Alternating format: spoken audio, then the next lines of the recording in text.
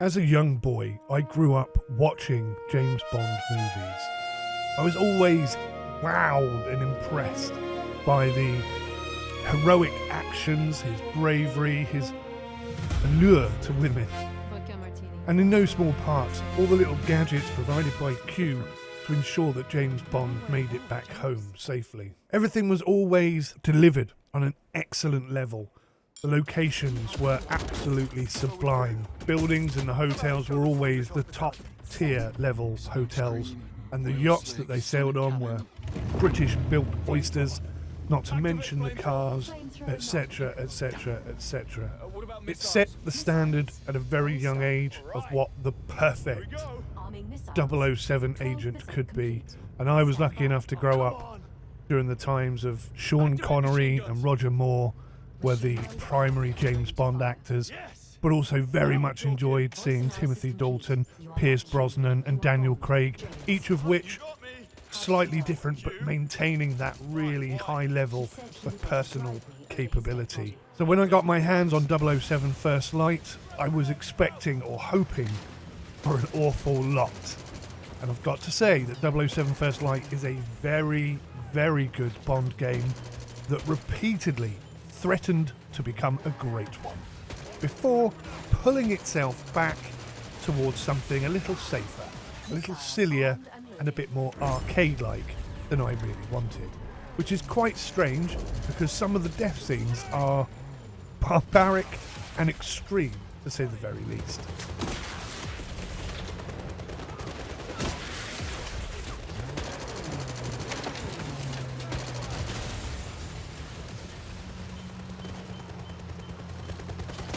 I went into the game completely blind. I had not watched the gameplay, the tutorials, I hadn't read a review or allowed anybody else's opinions to influence me.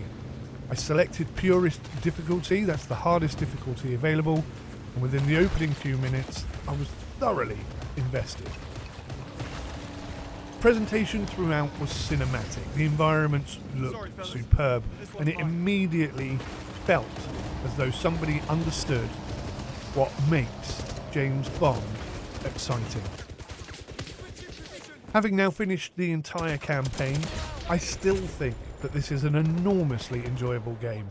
At its best, it gives me a gadget, a dangerous location and a room full of armed men, and then lets me work out how James Bond might survive it. Unfortunately, it does not always trust that experience. Far too often, the espionage, the improvisation and the grounded danger are replaced by glowing weak points, heavily scripted chases, endless enemies, oversized robots and extremely arcade-like boss battles. More importantly, much of the game feels strangely softened and child-friendly, if you will, despite, as I've mentioned, some incredibly gruesome deaths. I cannot prove whether that decision was imposed upon the developers in order to maintain contact with a younger audience, let's say. That would be pure speculation. What I can judge is the result. The game repeatedly feels less mature than its subject matter deserves. A very good example of this is Grand Theft Auto, which has already demonstrated that an 18 certificate is not necessarily a commercial death sentence. I would therefore have preferred 007 First Light to embrace the darker, more adult espionage thriller than it occasionally appears capable of becoming. Works for me. Cool if you have a breakthrough. When? The basic gameplay structure is one of the strongest parts of 007 First Light. There is a good mixture of stealth, social infiltration, environmental manipulation, gadgets, gunfights, puzzles, climbing, and large cinematic sequences. The campaign keeps introducing new situations rather than simply repeating the same combat arena. The quieter missions are generally the most successful. Walking into a secure facility using somebody else's identity, listening for useful information, distracting employees, stealing access credentials and manipulating the environment all feels far more James Bond-like than simply shooting another 20 men. Although shooting another 20 men is also quite fun on the hardest difficulty setting. The gadgets appear to have a proper gameplay purpose, They're not merely cosmetic references placed there for fans. Lasers, remote hacking, electronic destruction, smoke, explosives, and weapon attachments all create opportunities, and the fact that you can only take a certain number of them with you means that the way in which you can approach each of these missions is varied. I frequently found myself studying an area and trying to work out which combination the game expected me to use, and that does reveal one weakness, however. The game often presents the illusion of freedom while secretly waiting for one very particular solution. I repeatedly found doors, windows, objects and routes which logically appeared to be usable but were not recognised by the game. Bodies cannot be moved, obvious obstacles cannot be climbed, and apparently useful tools become completely inert unless they are, of course, part of the intended sequence. So there's no picking up of wrenches or throwing hammers allowed here. You don't mind if I tag along, do At times, I was not solving a believable problem. I was trying to identify which specific object the designer had wanted me to activate. The combat on purist level difficulty can be genuinely difficult. Enemies use grenades, flashbangs, suppressive fire and overlapping positions, and a careless approach can end very, very quickly. The challenge was very close to what I wanted. However, the difficulty does not always come from realistic enemy behaviour. Some encounters became difficult because of awkward cover selection, unreliable contextual movement, restricted ammunition, or enemies arriving in artificial waves. The number of times I had a weapon, went into a cinematic scene and the weapon was gone, I lost count of. I found the automatic cover system a persistent frustration. It could attach me to the wrong object, expose me when I wanted to remain hidden, or refuse to move Bond in the direction that I was clearly asking for.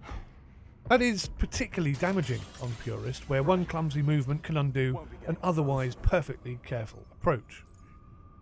The final boss battles are another example of a weak expression of the combat system. They rely heavily on repeated attack patterns, glowing opportunities, explosive scenery, and trial and error timing. Certainly they are challenging, but they feel like a traditional video game boss rather than a confrontation between two highly capable human beings. I wanted to try and outthink the enemy. Instead, I often found myself waiting for the arena to permit the next stage. Despite those complaints, I had an awful lot of fun. The campaign has proper variety, some excellent individual missions, and enough mechanical depth to justify a second playthrough.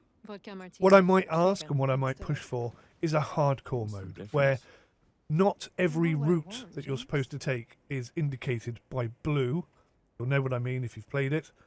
And perhaps a more difficult level where we have permadeath.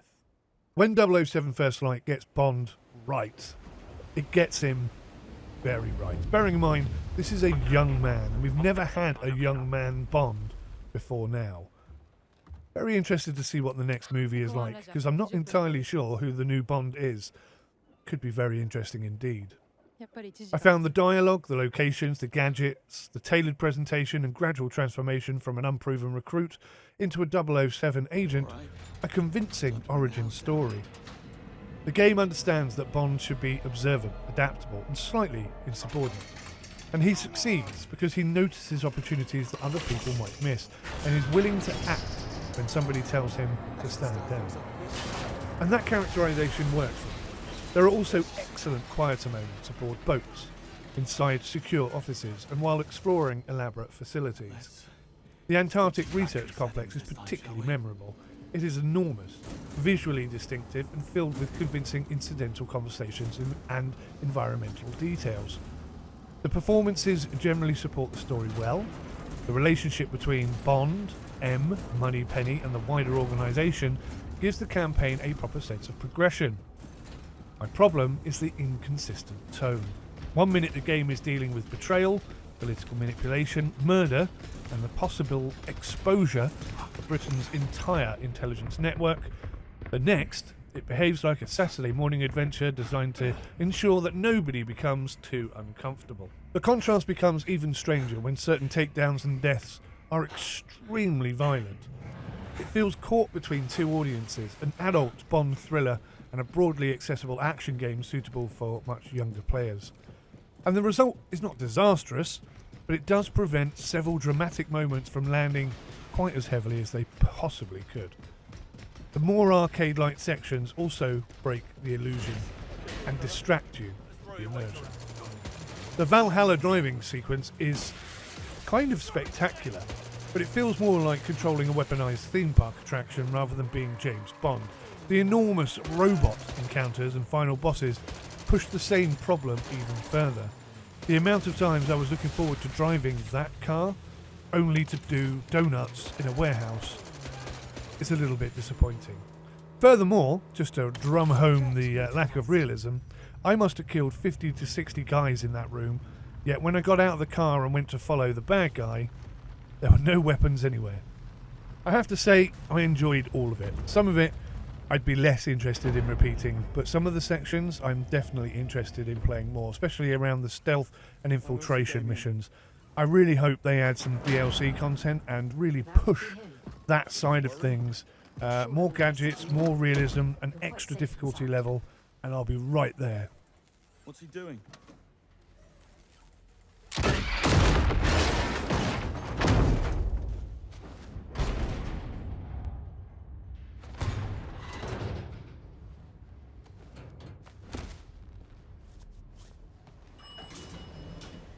The hell? Universal Exports? I need to dispatch a shipment of arseholes. Is this the right floor? Drop him! I'm going! It's just... Yep. Right floor. The audio presentation was excellent. The music establishes the Bond identity almost immediately. It carries the confidence, the tension, the theatrical style that I expect from a 007 license, without simply relying on standard nostalgia. From a player's perspective, I'd say it adds enormously to the experience. From a YouTube creator's perspective, the recognisable music does cause me a few problems and ID headaches, but that's not a criticism of the game itself. The voice performances were consistently strong, and the conversations between Bond and his handlers often carry the quiet perception. Enemy communication also contributes well to the pressure during combat. Hearing units coordinate, call out their casualties, throw grenades or attempt to reposition, all makes the larger confrontations feel more dangerous and makes you feel more involved, even when the underlying systems remain a little bit arcade-like. The weapons, the gadgets, the machinery, and the environmental effects all have enough weight to support the action. There were occasions when repeated combat dialogue became noticeable after several failed attempts, but that is a comparatively minor weakness in an otherwise excellent audio package. The sound in the queue department of the motorcycle flamethrower I thought was superb, and I'm just so disappointed I never got to try that out. Visually, 007 First Light is outstanding, and that was obvious during my opening session and remained true throughout the entire campaign. The major environments are richly detailed, beautifully lit, and designed with a strong cinematic eye, no doubt heavily influenced by the MGM Studios' participation. Character faces and their animation are usually convincing, particularly during the main cinematics. I'd say clothing, equipment, reflective surfaces and environmental machinery also received an impressive level of attention. The Antarctic facility may be the visual highlight, it's certainly my favourite. Its scale, the weather conditions, and a mixture of pristine technology with industrial machinery made it feel like a proper Bond location. There were one or two graphical oddities during the playthrough, including some visual glitches, inconsistent object behaviour, and moments when damage did not appear to be convincing. Those issues stop it being flawless, but they certainly don't do any substantial damage to the overall quality. This is an exceptionally attractive game.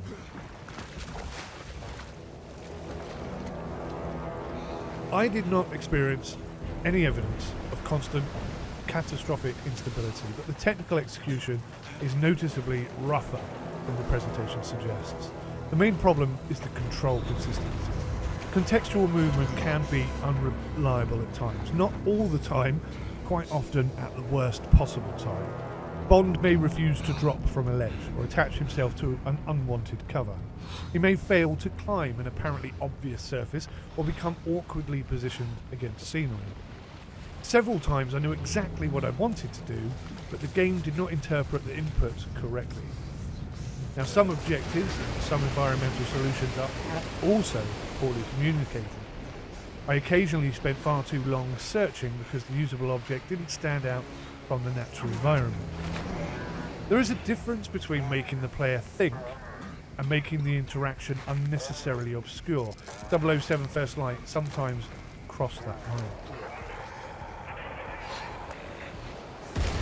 Checkpoints can also compound the frustration by forcing a player to repeat conversations, puzzles or setup sections after a combat failure.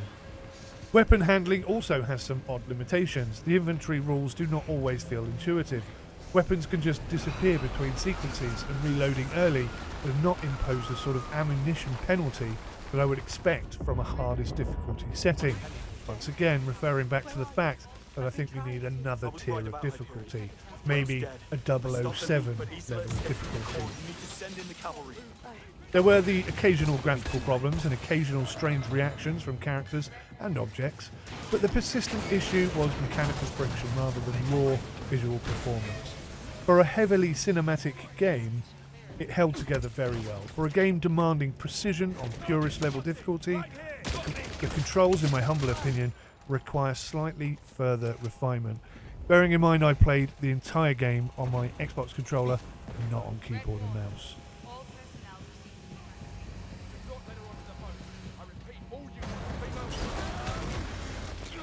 So Bond doesn't get much of a bonus for reality, sadly. Purist mode makes enemies considerably more dangerous, perhaps reduces the number of weapons available. I don't know what the difference is because I haven't played an easier level. But the limited room for error does create genuine tension, and it's also very rewarding when you manage to get through. That deserves recognition. However, increasing damage and reducing assistance is not the same as creating a realistic combat situation. Enemies remain heavily influenced by encounter scripting. Bosses absorb implausible amounts of punishment, attack patterns are built around arena mechanics, and the game frequently prioritizes spectacle over believable consequences.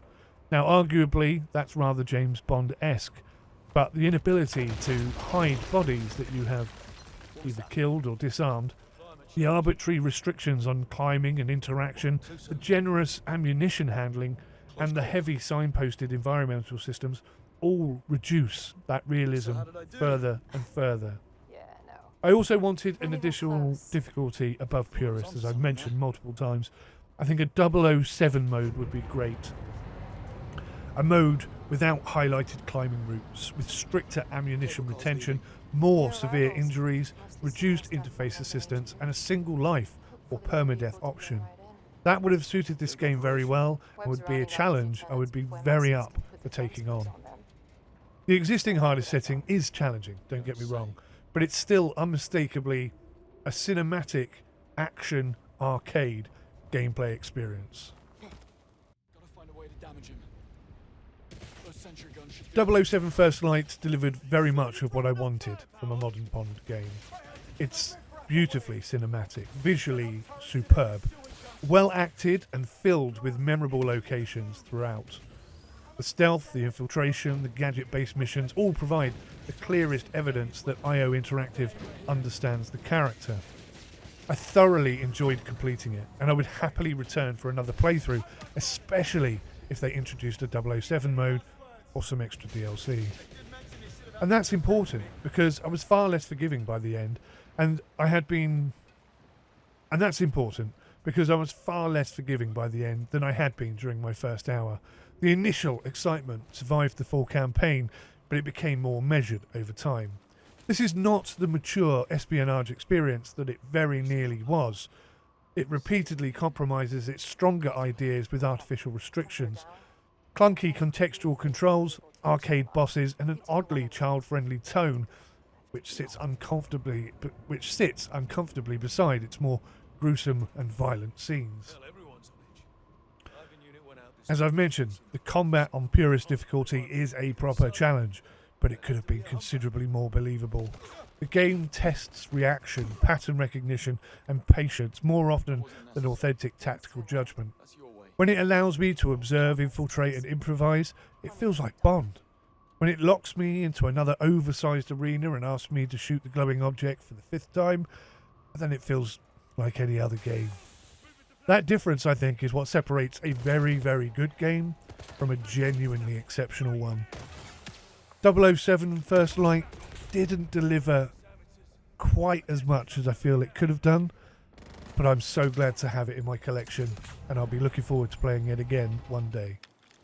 Congratulations. I suppose this makes you 001. Wouldn't be right. Actually, Mom, I thought since I was the 7th recruit. Happens to be my lucky number. Just don't tell anyone.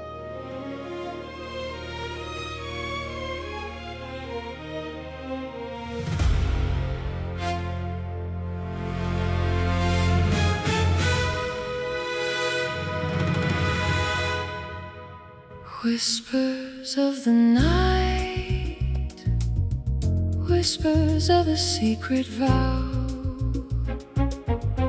moonlight on the skyline, chasing shadows as we prowl.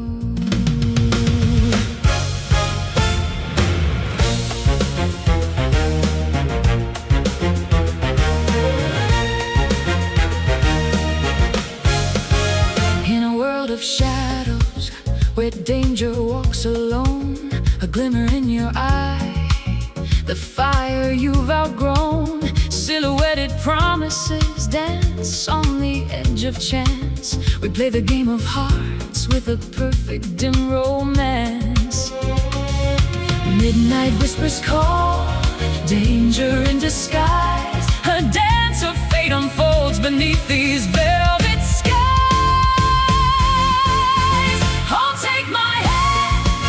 Let's escape this scene. In a world of shadows, we can be the dream. With every heartbeat, we're writing our own fate, racing through uncertainty. Love can never wait.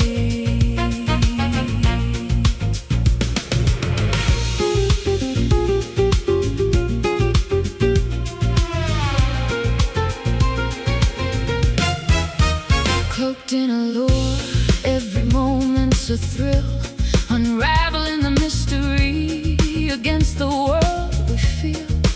Underneath the tension, where destiny resides, we'll linger in the silence where our true love hides. Danger moves like thunder, the night will never bend, but I'll be your shield, my love, I'll fight until the end. Shadows, our truth will always gleam. With a future we can taste, we'll live forever in this dream. Oh, take my hand, let's escape this scene. In a world of shadows, we can be the dream. With every heartbeat, we're writing our own fate, racing through uncertainty. Love can never wait.